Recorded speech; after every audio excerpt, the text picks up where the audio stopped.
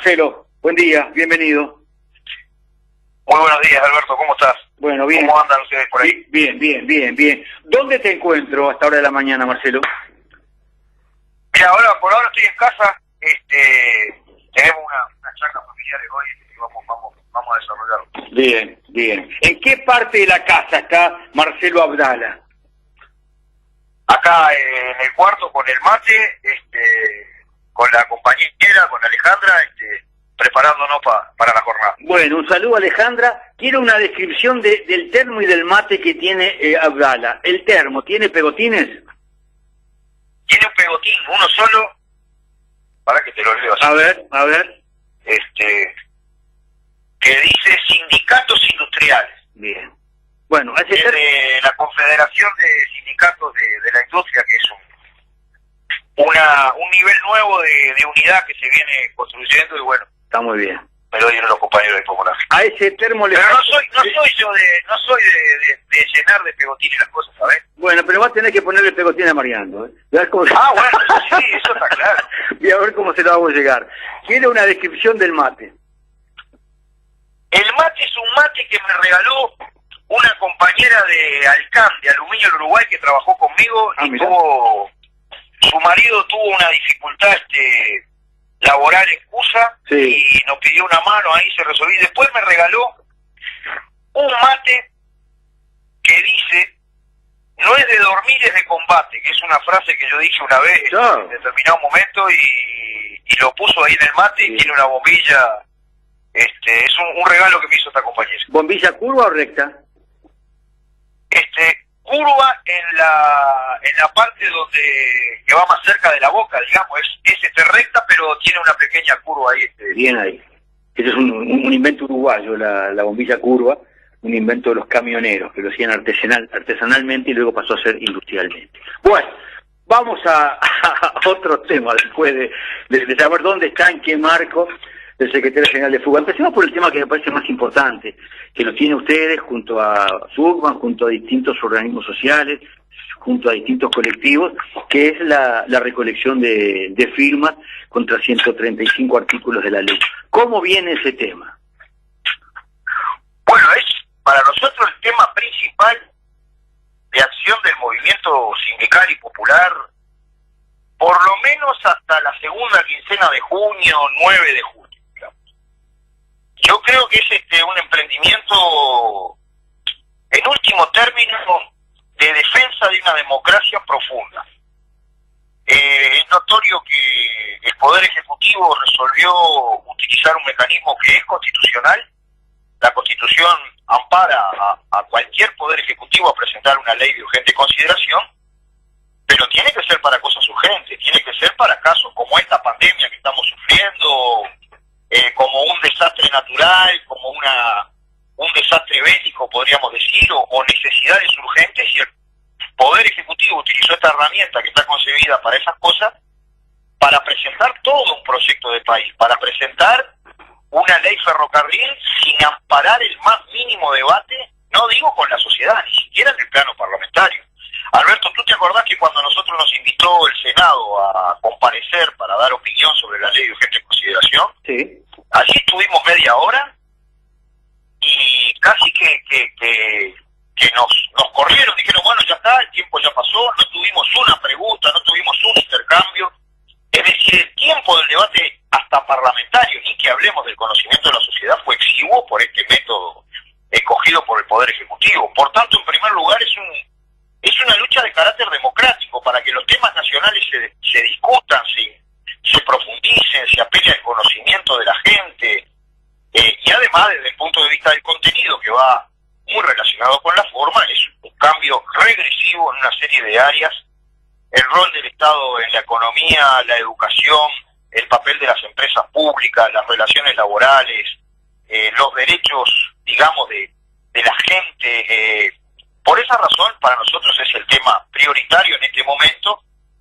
Yo te diría que tenemos una contradicción, y la quiero decir abiertamente porque a mí no me gusta ocultar información. Todo indica sostener que la gente está dispuesta a firmar. Es cierto que por el propio método de la ley de urgente consideración y por la sobrecarga de información sobre un aspecto que es crucial para la vida de la gente, que es el manejo de la pandemia. Tú te encontrás en la calle cuando juntás firmas con muchísima gente que ni sabe lo que es la ley de urgente consideración. Por tanto, esta campaña de recolección de firmas sirve para ubicar un tema ahí en la opinión. Pero lo que nosotros constatamos es que, en primer lugar, quien está informado y no está de acuerdo con firmar, se relaciona de una manera sumamente respetuosa con nuestros brigadistas, con la gente que está en las mesas y que lo solicitan al ciudadano, digamos, para si está de acuerdo con generar la condición de que el pueblo decida sobre fines de este año. Porque lo que estamos haciendo es juntando firmas para que el pueblo decida, digamos. Y la gente, esto es lo central, está absolutamente dispuesta a firmar. Nosotros estuvimos en una mesa en Tres Cruces, después el tiempo nos corrió un poco, tuvimos 2 horas nomás y juntamos más de 80 firmas en un ratito y en momentos que no hay demasiada circulación en la calle. Es decir, la gente está dispuesta a firmar. Lo que nos complica, que esto es un factor nuevo, digamos, es que el agravamiento de la pandemia, la necesidad de disminuir movilidad en la ciudad, en las ciudades, hace que esa recolección sea más compleja, más difícil. Ya voy a ese tema, porque hay un planteamiento formal de que se extienda el plazo, pero dos, si me permitís. Tuvieron suerte ustedes, que estuvieron media hora. Yo recuerdo que algunos colectivos tuvieron 15 minutos. Yo les decía, bueno, mientras uno se sienta, saluda y todo, ¿cuánto es lo que habla para poder exponer? Sí, y lo otro es que me quedé con... yo siempre pregono, o pienso, o intento cultivar en lo peor, lo mejor.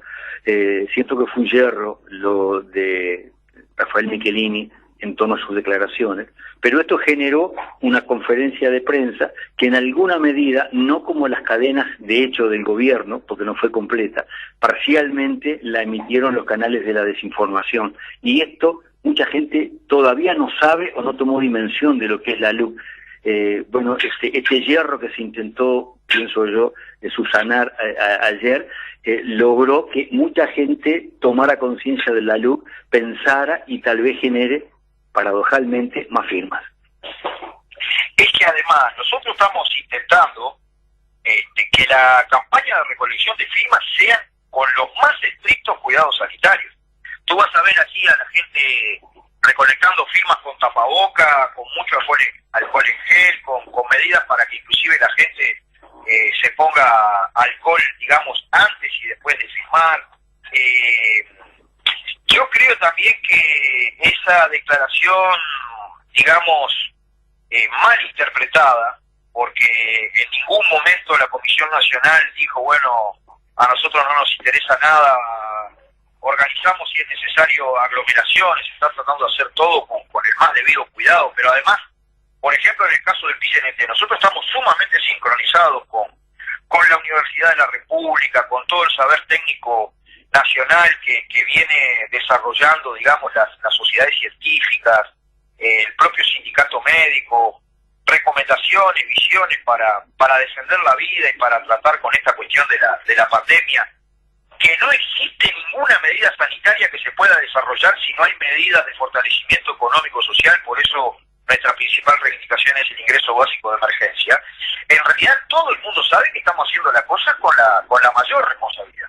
Yo creo también, y a mí no me interesan costos políticos ni precios políticos, que esa declaración infeliz de Rafael también se utilizó para ponerlo de chivo expiatorio y tal vez tener la excusa de decir que no a la solicitud que hizo la Comisión Nacional de Pro Referéndum, amparados en esa declaración, cuando en definitiva que si tú no tenés un periodo normal y la Constitución te dice que tenés un año para recolectar las firmas, pero al mismo tiempo hay leyes que impiden, digamos, el ejercicio de derechos ciudadanos, bueno, en definitiva no contabilices ese periodo para tomar el año, ¿no?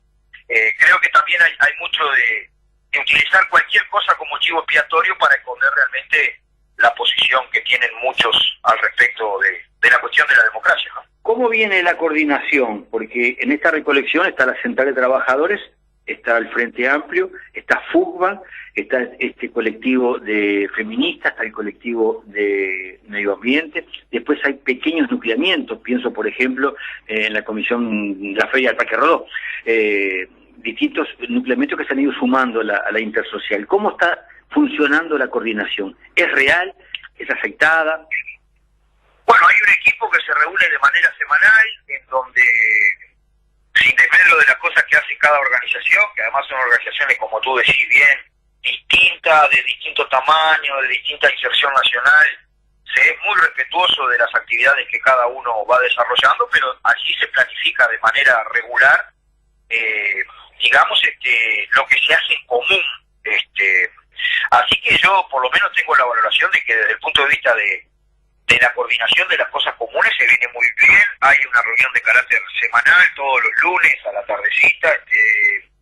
Yo por lo menos tengo una buena valoración de ese nivel de coordinación, que tampoco es para ahogar o para sustituir las actividades que cada una de las organizaciones desarrolla al respecto de esto o de otros aspectos de la agenda de lucha, digamos, que tienen las distintas organizaciones. Bien, para redondear este tema puntual, porque quiero pasar a otros, tú sabes y la gente sabe, yo no digo Gregoré para decir Gregorio, está en algunos ámbitos que no se llega a la firma, está en algunos ámbitos de la derecha la alegría de decir ya esta gente no llegó, está quien dice lo de Rafael Michelini, el error lo comete porque está sabiendo que esto va a pasar. ¿Cuál es tu impresión? ¿Se llega o no a la firma? Yo creo que se puede llegar. El asunto es dar con el jeito de poder desarrollar que miles de militantes, porque acá está el problema. Esto no es para un grupo escogido, digamos, de heroicos militantes. Si fuera que solamente un grupo reducido con toda su voluntad y todo su esfuerzo sale a comerse la cancha para juntar las firmas, no llegamos. Porque tú no podés hacer desembarco, que en medio de la pandemia no es posible sacar un ómnibus completo de gente para ir a tal o cual lugar y juntar firmas. Entonces, el problema este es el método. ¿De qué manera tú podés llegar? Si vos, en vez de hacer de que un grupo relativamente pequeño de gente juntás muchas firmas, vos lográs que muchísima gente, aunque sea, consiga una. Si tú ves el diseño que propone el secretariado del PCNT para el 1 de mayo, es a esos efectos. Si nosotros logramos que cada sindicato, que cada comité de base del Frente Amplio, que cada cooperativa, un grupo importante de gente resuelve 1 o 2 firmas, pegamos un estirón y estamos ahí.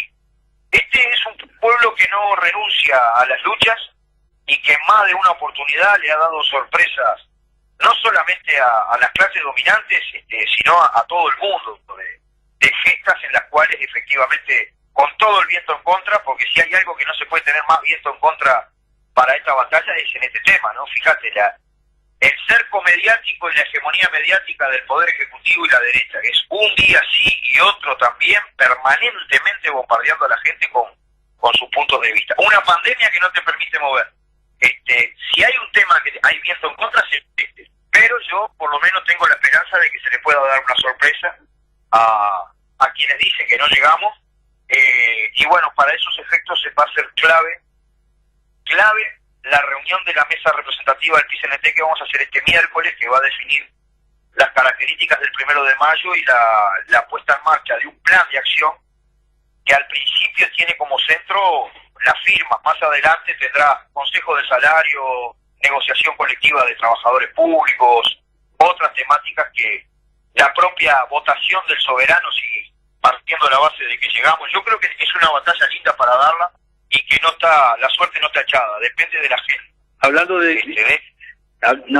hablando de dificultades, hablando de recolección, tú utilizabas la palabra desembarco, y no todo el mundo tiene por qué saber cómo funcionan algunas internas. Yo recuerdo, estando en la radio, dirigida por el número 1 en la comunicación, ayer, hoy y mañana, José Germán Araujo, tuve la tarea de acompañar un desembarco en Tacuarembó. Allí estaba, me acuerdo, Cacho López Balestra del Partido Nacional, estaba Benjamín Liberov de la comisión, y estaba medio bravo, una barriada, se conseguían muy pocas firmas, ahí se consigue una firma más, y Benjamín me dice, Alberto, ¿viste? Esto es como la gallina, se come de a uno. Yo no conocía el refrán, aunque después me enteré que era muy popular. la dificultad que tuvo gente que fue específicamente a hacer esa tarea y el valor que tenía esa una firma en un barrio. Todo eso ahora, un desembarco, por ejemplo, de esas características es casi impensable. No se puede hacer. En ese caso nosotros no tenemos otra manera que nuestros propios compañeros y compañeras de Tacuarembó busquen la manera de ampliar su llegada a los vecinos en los lugares de trabajo que sigan funcionando, porque también hay que ver que el mundo del trabajo está muy paralizado por la pandemia, en los barrios, en las barriadas, en los lugares donde es mucho una militancia mucho más de vecindad y capilar la que hay que hacer. Por eso la labor central para llegar a la firma es convencer de que salgan miles a la calle a recolectar esa firma. Es un poquitito el diseño que está previsto para el propio 1 de mayo.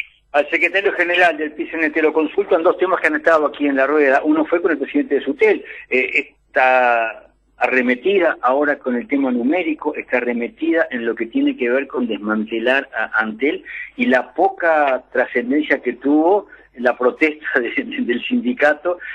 Viene por todo, me da la impresión, mi estimado Marcelo Abdala. Y bueno, yo creo que si el pueblo tiene un concepto clave para su desarrollo, digamos, que es que las empresas públicas son no solamente quienes se encargan de ofrecer bienes y servicios de alta calidad para el pueblo, sino que además son locomotoras del desarrollo integral del país. Esta gente, digamos, que gobierna, que viene con un sentido de clase sumamente vinculado al gran capital, al capital pesado, al capital financiero, al agronegocio, en realidad siempre tuvo en su ADN genético, político, si es que esto existe, el objetivo de que en Uruguay no haya empresas públicas. Este es un lío viejo que está planteado, digamos, que no lo enfrentamos nosotros solamente. El mismo don José Valle y Ordóñez, cuando dio los primeros pasos fundacionales para que haya un Estado que cumpliera un rol económico, productivo y social, tuvo que enfrentarse al mismo sector. Cuando se aprobaron consejos de salario, caminos de desarrollo industrial, la protesta de esta gente era la misma. Estos son los que desarrollaron la reforma monetaria y cambiaria de Assini y trajeron en aquella época al Fondo Monetario Internacional a la vida nacional, y hoy ni lo nombran porque el Fondo Monetario Internacional está planteando un impuesto a los ricos, a los muy ricos en este momento. Son los que ambientaron la política económica de Bess Villegas en la dictadura y todo el camino de carácter neoliberal. Entonces es un lío viejo. Vos fíjate, Antel monta toda la infraestructura de la fibra óptica que hoy permite a la educación desarrollar algo de educación virtual. Antel pega un desarrollo a favor del país impresionante. Pues ahora que ya lo hizo, resulta que si tú tenés un teléfono de Antel, lo podés utilizar con empresas transnacionales que Antel es una sardina al lado de esas grandes empresas y pasarte para otra compañía. La cancha está flechada a favor del capital privado y para mí hace muy bien SUTEL en establecer su voz. Ojalá se pudiera escuchar más los fundamentos de defender a Antel del mismo modo que nosotros defendemos la UTE, ACAP, la OCE, el Correo Nacional, el Banco República, el Banco del Seguro, es decir, todas las empresas que compiten contra el capital transnacional, porque ningún capital nacional puede hacerle competencia a estas empresas, es un aspecto no solamente de soberanía nacional, sino de desarrollo, ¿no?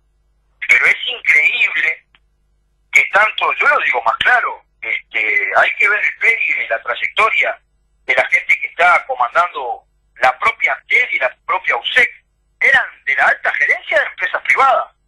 Entonces también pusieron al zorro el cuidado de las gallinas, ¿no?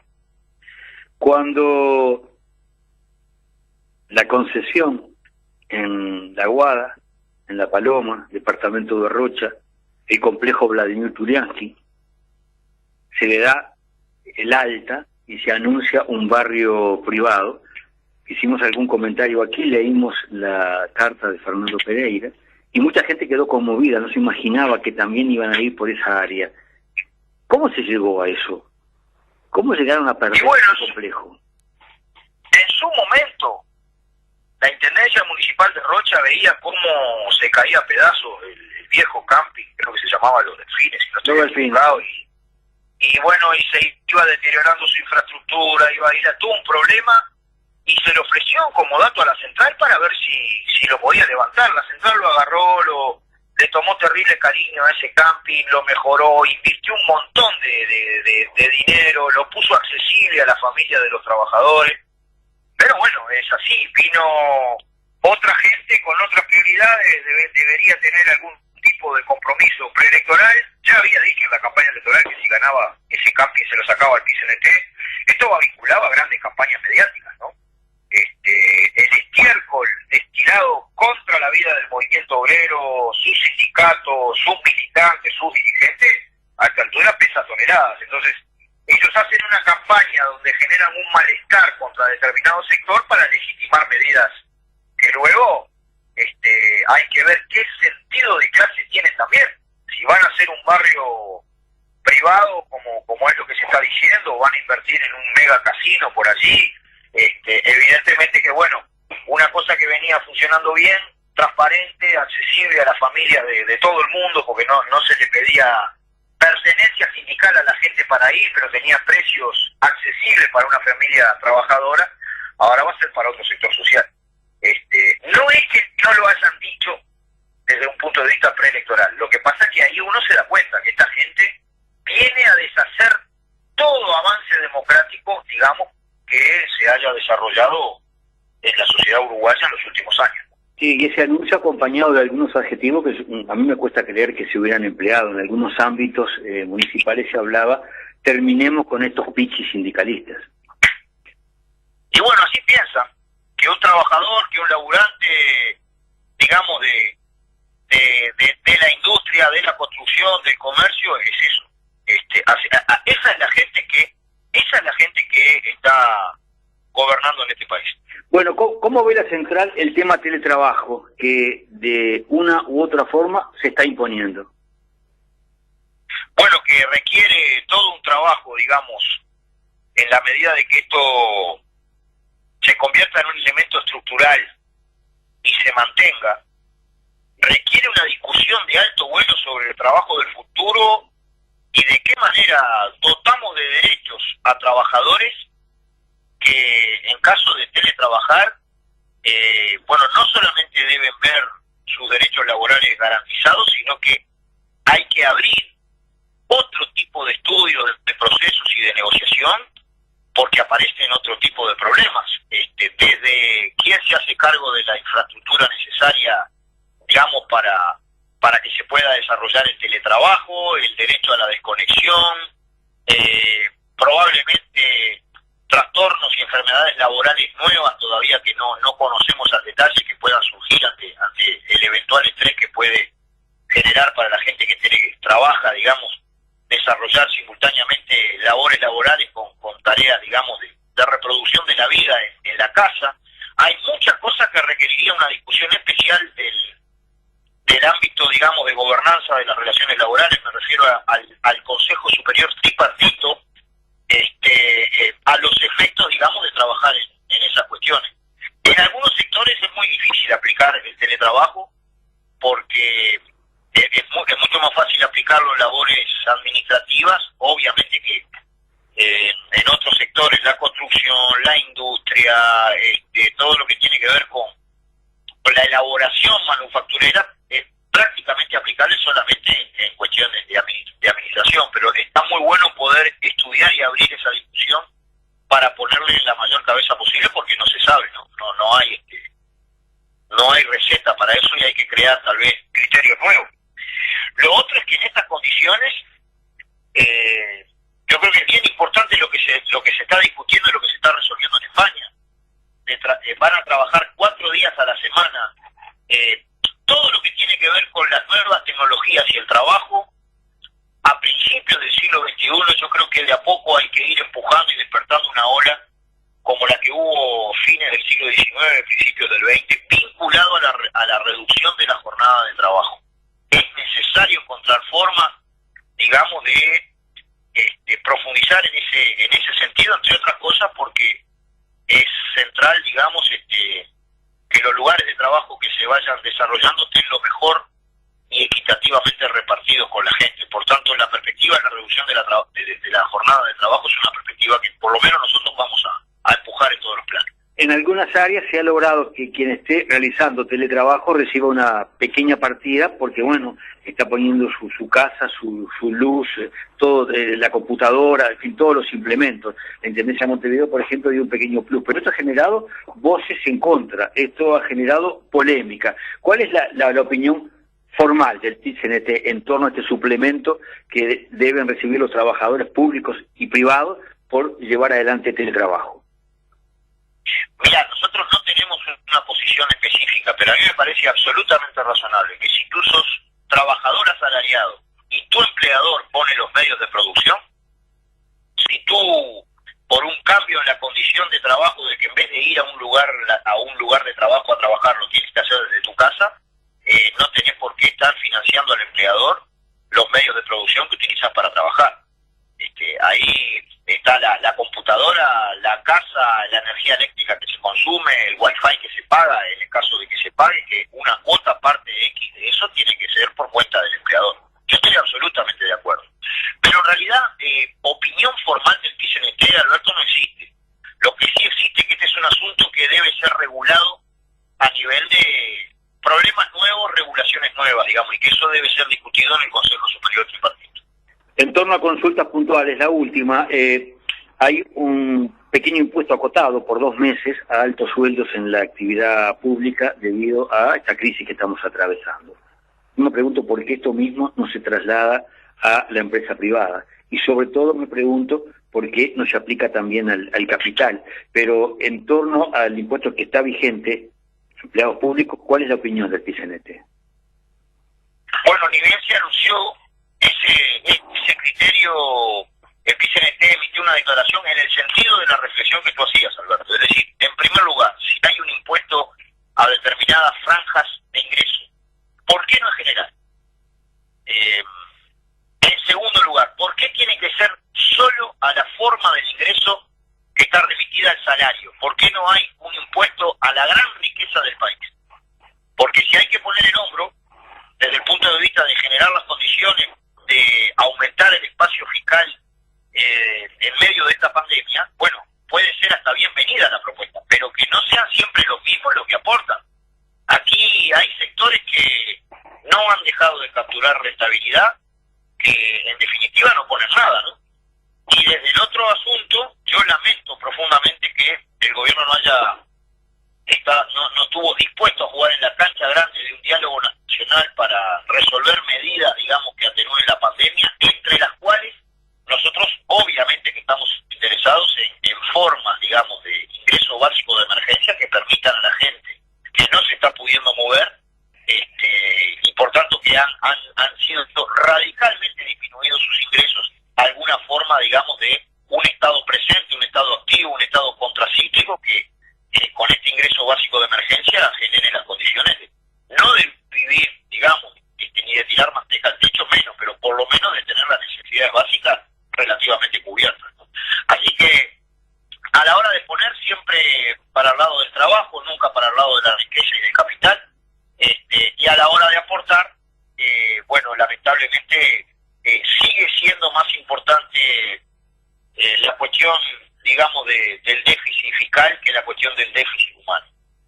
En el cierre de la charla, al secretario general del PIT-CNT le pido una reflexión en voz alta, pensando en los sectores de trabajo que están, me parece, más en jaque, pensando en quien está hoy en el seguro de paro y no sabe si va a retomar después del seguro de paro, pensando en quien este fin de semana dice el lunes seguiré en el laburo, pensando en quien está sin laburo y no encuentra nada de laburo. En estos sectores tan golpeados, una reflexión le pido en el cierre a Marcelo Abdala. Que para eso es el 1 de mayo. Nosotros no concebimos que trabajadores solamente que está en actividad. Toda la masa enorme de desocupados somos nosotros mismos.